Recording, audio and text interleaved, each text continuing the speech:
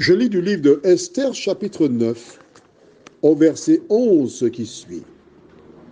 Ce jour-là, le nombre de ceux qui avaient été tués dans Suse, la capitale, parvint à la connaissance du roi. Prions. Notre Seigneur, notre Dieu, nous te bénissons pour l'occasion que tu nous donnes en ce jour de pouvoir, une fois de plus, prendre ta parole et y découvrir des vérités que tu en réserves pour nous. Merci, cet esprit, de nous conduire dans toute la vérité. Nous t'avons prié au nom de Jésus pour ta gloire éternelle. Amen. Pour celles et ceux qui découvrent seulement maintenant ce message, nous rappelons qu'il est question du peuple juif qui se trouvait dans Suse. Et Haman était en colère contre un homme, Mardochée, parce que ce dernier avait refusé de se prosterner devant lui. Il avait demandé au roi l'autorisation de mettre à mort dans tout son royaume tous les Juifs. Mais nous voulons encore te rappeler que le projet, c'était de mettre à mort tous les Juifs, tout simplement parce que Dieu avait dit à Ève dans le jardin d'Éden que sa descendance, sa postérité écraserait la tête du serpent. Conformément à la parole de Dieu, le diable a réalisé que Dieu ne se trompe jamais, que Dieu tient toujours parole. Et pour ça, Haman a détruire les enfants de Dieu. Je voudrais te dire en ce soir que quelle que soit la personne qui cherche à détruire ou nuire à un enfant de Dieu, elle est en grande difficulté. Et voici Dieu qui changea le plan d'Haman. Au lieu que ce soit des Juifs qui soient mis à mort, ce sont eux qui allèrent et mirent à mort toutes ces personnes qui espéraient prendre leurs biens et les détruire.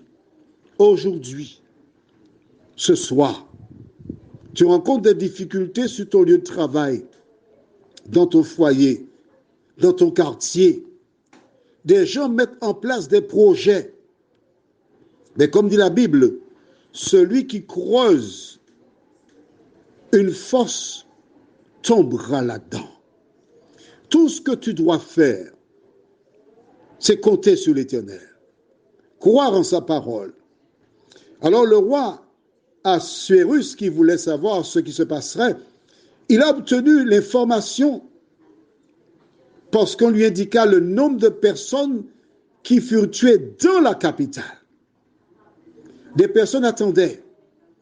Ils étaient comme des spectateurs dans les gradins, espérant que leur coq remporte la victoire.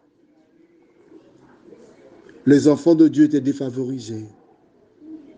Apparemment, il n'y avait pas de solution.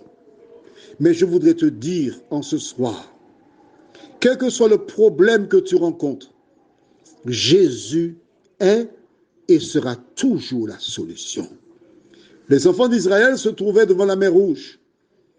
Les Égyptiens armés venaient les récupérer. Ils eurent peur. Ils étaient prêts à lapider Moïse, celui qui les avait amenés jusque-là. Mais Moïse, en gardant son calme, déclara: « N'ayez pas peur. Restez en place et regardez la délivrance que l'Éternel va vous accorder en ce jour. Car les Égyptiens que vous voyez là, vous ne les verrez plus jamais. » Et au verset 14, l'Éternel combattra pour vous et vous gardez le silence. À travers le temps, Dieu a toujours défendu la cause de ses enfants. Il veut faire de même pour toi. Si seulement tu lui confies ta vie. Le veux-tu? Prions. Notre Seigneur et notre Dieu, nous sommes heureux de savoir que tu veilles sur tes enfants et que rien ni personne ne peut détruire celle qui se confie en toi, car l'ange de l'Éternel campe autour de ceux qui le craignent et les arrache de tout danger. Merci de nous aider de garder la foi en toi, de nous faire du bien dans tous les domaines. Nous t'avons prié au nom de Jésus pour ta gloire éternelle. Amen. Je te souhaite une bonne nuit sous le regard de Dieu.